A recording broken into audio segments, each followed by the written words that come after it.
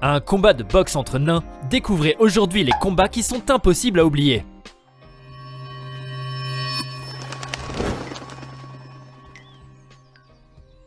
En Amérique du Sud, Ninao, un homme de 2,34 m et plus de 100 kg, a affronté celui qui se surnomme Titou, mesurant 1,69 m pour 69 kg seulement. Vous l'aurez deviné, c'est là une rencontre avec une facilité à avoir soulevé et jeté violemment sur le sol. De 12 ans, possède une force herculéenne. D'ailleurs, elle s'entraîne 6 fois par semaine, au minimum pour affronter Momoko Yamazaki, une combattante âgée de 24 ans, soit le double de son âge. Néanmoins, selon l'agent de Momochimitsu, celle-ci a déjà plus de 100 combats amateurs en kickboxing ou en karaté et avait donc plus d'expérience que son adversaire du jour, ce qui n'a pas tardé à être confirmé. En effet, une fois sur le ring, la jeune fille a soumis son adversaire par étranglement dès le premier round, à tel point que sa rivale a fini par perdre conscience.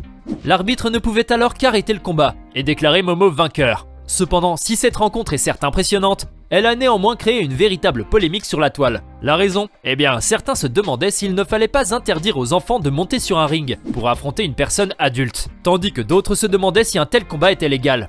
On peut de boxe est véritablement exceptionnel. Et ce n'est pas sans raison. Les deux combattants qui se sont affrontés à cette occasion ne sont pas méconnus du public. En effet, Casey O'Connor, âgé de 23 ans, est détenteur d'un titre pour lequel son adversaire, Tony Tio, 39 ans, a décidé de participer à ce combat hors norme.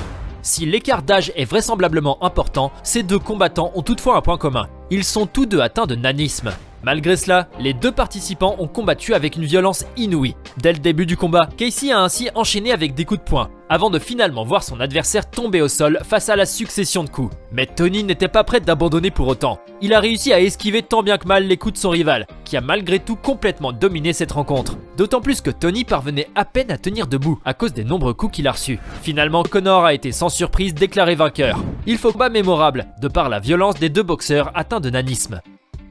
En 2018, la WWE a marqué son histoire en organisant pour la première fois un show télévisé au King avant d'être rejoint quelques instants plus tard par une femme, pesant 63 kg seulement.